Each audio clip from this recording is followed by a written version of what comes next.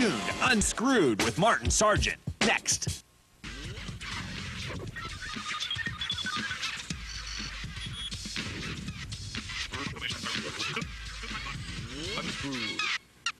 That's right.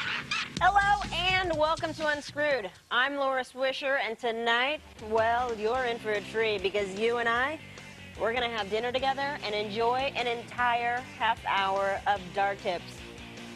I'm having White Castle. Hey guys, it's going to be a dark tip extravaganza, but before we get started, here's some advice. Record the episode. Right now, start recording, because you're going to want to do these, and you'll forget how, and then we'll get confused emails from you that, guess what, we're not going to answer. So push record. All right. This first tip caused our government to briefly declare Kevin Rose to be an enemy combatant. I have a lot of data on my hard drive, and sometimes I just don't have enough time to blow it up with thermite. Now, you remember thermite, right? Oh, yeah. We have actually a little clip of the thermite. This is thermite in action. Check this out. Thermite burns at 3,000 degrees, and what that's going to do is create some molten iron and completely destroy your hard drive. Now, that takes some time to set up. You know, right. You have to do all this wiring. You know, you're sitting there and you're surfing a little porn site, and you hit the wrong switch, and your whole computer goes up in flames. Right. Don't want to do that. Good old thermite, a little too slow for me. So take a look at what I use now. Okay, you got your typical desktop PC, complete with your standard ID hard drive full of data you gotta get rid of. How? Rockets. Rockets to launch your hard drive out of your PC. Sounds dangerous, right? Well, it kinda is, and we did it. So we're out in the middle of nowhere, and I've got my hard drive, standard IDE hard drive, but this time we're wired up with 10 rocket boosters. Now what this is going to do is the second we slide this inside the case, you'll see I have a nice little guidance rail right here. This is going to slide inside your standard ATX computer case, and if you hooked up to this switch, the second I flip the switch, it's going to send this hard drive hopefully a couple hundred yards in that direction. So let's hook it up and run like hell.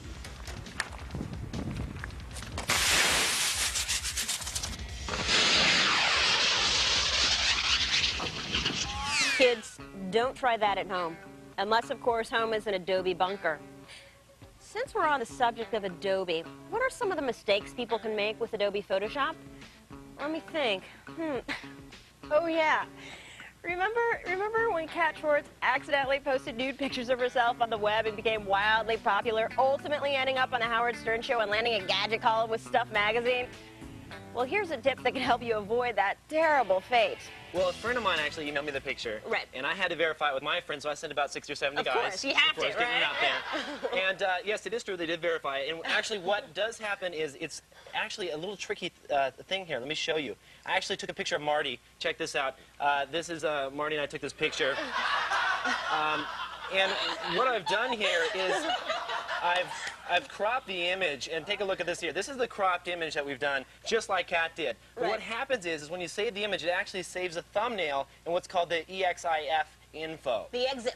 The EXIF. So that's the thumbnail right there that's stored in this information. Now, there's no way to get rid of that unless you manually strip it out, because if you crop it, it's still going to be there hidden behind the scenes. Now, a lot of other information is also stored. Check this out. It tells you the type of camera that it was shot with, the Nikon D100. All this information is hidden behind the scenes. So what happened is, when she put this cropped image up on our website, users were able to open this up in Photoshop and then view the thumbnail within Photoshop and actually see that image and then extract it out from there. Right. So what you have to do is this is a free application called Photo Studio. You open the image up, and then you go into Image here, and then you go into Thumbnail, and you choose Create Inline, and you click that right there, and then click OK. And now if we scroll over here and click on the thumbnail, you'll notice that the thumbnail is the same as the original. And then we save that out to the hard drive, and then no more nude picture of Marty. And you got to make sure that you don't mix them up and accidentally post the original one, and then you're left in the same predicament. Exactly. It's very important to get this free utility, something worth downloading for sure. Okay, the sad thing is, Howard Stern has not returned Marty's phone calls, even though he's completely willing to talk about his lesbian experiences. Hey, by the way, do you know where most first lesbian experiences take place? Intramural softball leagues in colleges across the country. Know what else takes place at colleges? Cheating. So here's a tip most likely to earn you an F if you get caught.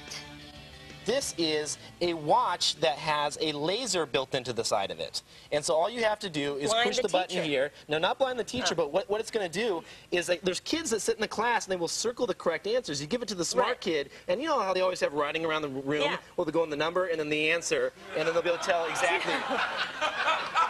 It's been done, trust me. Next one, Mentos, you normally know them as the fresh maker, but in this case, what we have here, the test maker. Let's zoom in on that right there. You can actually see the test. Yeah, so what we did is we scanned in a Mentos label here, and this is Photoshop running. You know, you can use any type of graphic editing application right here. This is the blue label, and we've typed in the answers right here, and then you just print them out, and then use a little bit of that double-sided tape. I found it works really well. Right. And then you can just tape them right back on, and, you know, teacher thinks you have some Mentos sitting on your desk, but secretly, all the answers are there. Study schmuddy. All right, you guys, after the break, we're going to show you how to make beer drinking more fun than you could ever imagine. Yeah.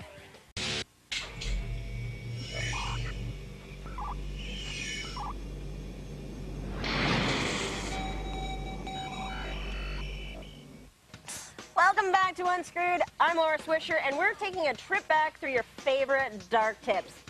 Next is the tip most likely to get you injured while drunk. Well, we have compressed air in here, and the PSI is pounds per square inch. And we got 100 PSI in here. It's going to shoot all of this compressed air to drive this piston out, much like you see on Robot Wars or something like that, where you see the claw going down. Oh, yeah, the same Robot Wars you watch technology. That Robot Wars. Now, how long did this take for you to put together? It should have taken about, 2-3 hours, but it took us 2-3 days. We were testing. A lot of testing had to be done. They were testing it up until exactly now, so I'm not even sure it's going to work. But, I think it's going to work. Should we test it out? Let's do it. Should we give it a try? I got a nice little beer here. I'm going to put this. Marty, are you ready? Yeah, this is better work. I'm serious. I don't have an athletic support out here. Okay, here we go. All right. There we go. That's great. Remember, if you're under 21, you can substitute soda for beer. Of course, you won't be considered cool if you drink soda, because cool kids drink alcohol and lie to their parents, and if they're really cool, they'll end up in jail. Before we go further, let's quickly revisit an extremely popular dark tip that generated hundreds of emails from people who couldn't figure out how to use it. NetBus, a program that lets you take control of your friend's PC without them knowing. Now, I'm going to answer the top 3 questions now. 1, where can I find the program? How do I find out what my friend's IP address is? Ask. Number 3, how can I get my friends to activate the program? Well, you FTP or email them a fake ICQ patch by the name retail10.exe, which is actually a hidden Trojan executable of the NetBus 2.0 in the invisible and auto-starting mode, which also automatically deletes all server data collected by the CPU. Cleared up? I hope so. Moving on. Now, everybody knows that bad driving is something other people do, at least until Big Brother presents you with a surveillance camera snapshot of you running a red light. There are thousands of perfectly good reasons to run a red light. The only problem is that, well, city governments won't acknowledge any of them, even when you make it clear that you were really running late. Fret no more, folks, as this next dark tip shows you how to trick the pesky red light cameras to avoid detection and hefty fines. Let's show you what we got going on today. If you don't know, they're installing the systems all over the states. They're the red light systems that actually take the picture when you run a red light. Yes. And then they actually mail it to you. You've had this happen. I haven't had it happen. It's happened to friends. I've seen the pictures, but it's very disturbing. Well, how do the red lights work? Here's what happens. This is the most advanced thing we could get here. We have these little cars here. Let's say a car is to enter the intersection here. Underneath this pad here, picture this. That is actually a metal detector. So the second this car crosses the intersection, it's going to be picked up, and then a actual flash is going to go off. Like Big Brother's So they're going to take a flash just like that. They're going to take a flash actually of the driver and the front plate. So what you're going to want to do is somehow protect that plate, actually cover it up, make sure that, they can actually get that image. How do we do that, Kevin? Let me show you how.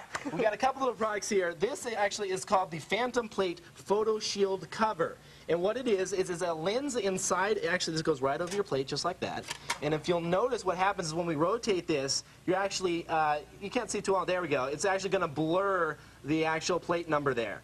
So that's pretty cool. So when you're driving through the intersection, that flash goes off, and it actually captures that image. They're not going to be able to read the plate. They can't send you the ticket. It's like pixelated. Yeah, also we got another one too. This one's pretty cool too. Check this one out. This one is called the Phantom Plate reflective cover. And what happens here is you'll notice, you can't even see the plate there. There's a bunch of little, what they like to call the light reflecting crystals. Actually, it's kind of like it's some sparkly stuff that you get at the local little you know, craft shop or something like that. You can probably make these at home for like $2. But anyway, just to let you know, these two here are illegal in some states. I believe they're definitely illegal in California, so before you buy whatever state you're in, check out the law. But for California, yes, you've got something for us that you're not recommending yourself. What is it? We have another little product here. This is the photo blocker as seen on TV, tested by the Denver Police Department on Fox News. And actually, the Denver Police said it's surprisingly effective.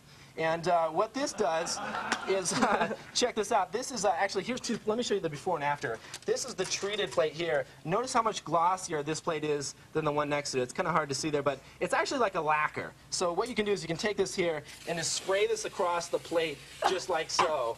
And it's going to create, see, a nice little shiny finish on the outside there. And it's, yeah, it's pretty nasty. You don't want to do it indoors. You don't want to do it indoors. You can get cancer.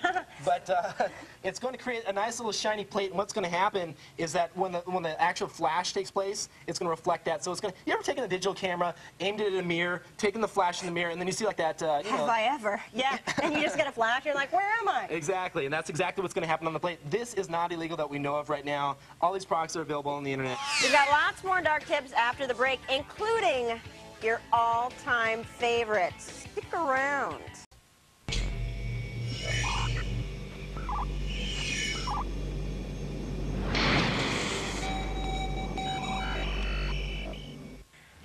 Welcome back to Unscrewed's Tribute to the Dark Tips.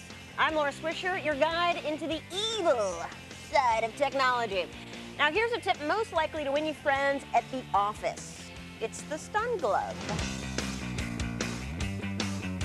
You can pick these up for about, you know, $4 or $5. Yeah. And you take one apart, and inside you'll see a bunch of circuitry here and a big capacitor. This capacitor is used to charge the flash. It's going to hold all the energy inside the capacitor. Now, when it discharges, it shoots all of that power into, you know, ignite the flash. Right. So what I'm going to do is take this apart and mount it inside a small little case that you can buy at your local little radio hut. And you put one little battery inside there along with the components, and then run the 2 wires out to the tip of the glove. And that's going to give you your homemade taser right there. This is like... Makes sense? This is evil Michael Jackson right here. Just beat it. So here's what we do. We turn it on, and then you're going to see it, you're going to hear it start charging. And then once this starts flashing, like it's telling you that your flash is ready, now we're ready to shock someone right now. The pain is ready. There we go. So now, how do we test this out? Well, let's try it on just a standard piece of metal here first. Let's see what that does here. And there we go. So it's ready to go. So it's going to recharge here. And let's get Joey, our intern. Joey. Come on out, Joey. How are you feeling? I'm feeling good. I'm ready for this. Okay. I don't know if the crowd is really ready to see it. I mean, they Want to see me get stunned? Give me some love. Yeah. All right. Joey's had a rough day. Let's bring the arm out here. All right. Now, are you sure you want to do this? Yes. Okay. Yes. He's stoked. Okay, here we go. You ready? All right, let's do it. I'm told I have to be behind him because he might buckle and poop himself. Okay, here we go. Oh, me. Was that really bad? Question, what's more shocking than 600 volts to the arm? How about when your pee comes out red or green? Well, that's just what happened to 2 members of our staff when they crossed Joey the intern. Take a look. If someone ingests this blue liquid, they will piss blue. If someone drinks this liquid, they will piss red. Coffee's a great thing to put this in because you can't even tell when you put it in there. I mean, it just blends right in. So I made a very special lunch. Did you happen to catch this, say, on video? I just happened to use technology to film this bathroom. So why don't we go ahead and take a look at that beautiful fun footage. I can't believe Joey had peanut butter again for lunch. I know, man. I'm getting so sick of peanut butter. I wonder what happened to the lobster bisque he had last week. Oh my... Oh, God! Hell, dude, my pee's It's like my pee's blood red, man! Oh, Christ, it burns! What the hell is that? Lucky for them, there was a freak snowstorm in San Francisco that day, and they were able to have fun with their temporary condition. Now it's time to take a look at another type of super soaker. You know, the ones that kids use to spray each other with water, or Kevin Rose's case pepper spray. I'll let him show you. I wanted to create a nice little super soaker, this time filled with a little bit of pepper spray. But pepper spray, you know, hear me out. A little hard to get out of the container. Out of the container, right. You had to put it in, you get it in your eyes, not a good idea. What you can do though is take some peppers here. Peppers are rated in the chemistry level at shoe ratings. A jalapeno is going to give you about 5,000 shoe. Habanero, 377,000. Pepper spray normally about 350,000. So we can take some habaneros here, and what you're going to do is take a nice little knife out like this, and you chop these up, you know, get a nice little, you know, even cuts like that, and just make them nice and chopped up. And you're going to add them right into here. This is some ethanol in here. Now, this you get this at a chemistry store. Don't eat that. You get this at a chemistry store. They might ask for permits and whatnot. Tell them it's for a school project. They'll normally let you have it or something like that. You want to heat this up. Yeah, it's pretty hot. Don't drink this, though. It's going to boil off. The ethanol is going to boil off and create a nice little paste for you. You mix in some mineral oil and some water, and you're going to add it to your stun gun. You're going to have one for each eye here. Pepper spray stun gun. That's a lot of fun. And this one's completely automatic. I like the motorized version. A lot easier. You don't have to do any pumping. Right. That's just me. You can pump it if you want. For the ladies, these are a little difficult, though, to put in your purse, so you might want to get the traditional kind. The last one here, this one here is the flamethrower. Yeah. What we've done is we've hooked up some propane here. We can turn it on here. I think it's pretty much illegal, though. We don't want to torch the studio. No, we're not going to torch the studio, but you hook that up, and then you point it like so. And basically, we fill this with alcohol. And actually, I was a little scared about this one, you know. So we got Joey the intern to try it out. Let's take a look at the footage there. So here he is firing it up. That's my car. Yeah. There we go. There. So nice little burst there. He almost actually catches himself on fire. The whole reason I didn't really want to do this. See, it's starting to leak. Oh, yeah. Just to let you know, one thing we did realize is you have to change the top to a metal top after because it just melted through. It was about to go back in on him. Luckily, he wasn't. Now, is that bad when the flame comes back at you? Well, if it comes inside, it could potentially explode. Yeah, explode pretty much. And we'd have to find another intern. Do not try this at home. These are all very dangerous, but you know, I thought you should know about them. Let me point out that when your super soaker shoots out flames, it's no longer a toy. Again, don't try that at home. All right, everyone. Coming up, we've got your favorite dark tip of all time, and it involves a microwave, a sledgehammer, and liquid nitrogen. Yeah, stick around. This week on Real Time, presented by Coca-Cola. Now this is where it's at. Back-to-back episodes of fresh gear. This is a good deal. Don't buy this. Behold, the ultimate in gaming rigs. Sunday at 6 p.m.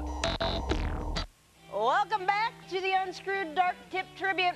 I'm Laura Swisher, and guess what? We're finally here, ready to reveal your favorite dark tip. The best ways to destroy your data. Girlfriend's coming over, you know, you got to get rid of some data really fast, or Right. the feds are knocking on the door. Throw it in the microwave. Yes, if you only put it on for about 10 seconds, what's going to happen is the microwave is going to arc across the metallic surface, destroying the data. Right. Actually, I've found if you have the popcorn setting, it does nice little bursts.